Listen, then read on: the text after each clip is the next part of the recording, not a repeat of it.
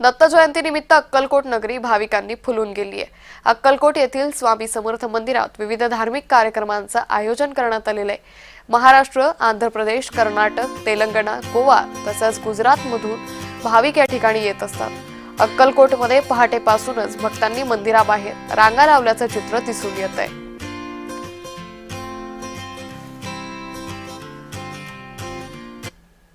दत्त जयंती निमित्त आज अक्कलकोट नगरी जे आहे ते भाविकांनी फुलून गेलेले आहेत। मी सध्या उभा आहे श्री स्वामी समर्थ मंदिर वटवृक्ष मंदिरामध्ये मी उभा आहे। आपण पाहू शकता हजारो भाविक जे आहेत ते स्वामीच्या दर्शनासाठी आज अक्कलकोट नगरी जे आहे दाखल झालेले आहेत। मंदिराला जे आहे ते आकर्षक फुलाची सजावट करण्यात आलेली आहे।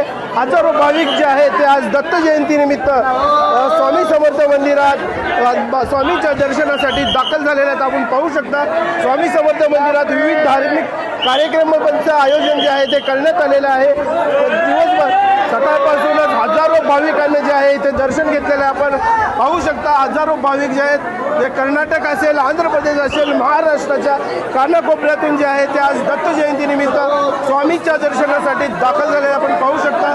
मंदिराला देखील आकर्षक जे आहे ती सजावट करण्याला आपण पाहू शकता।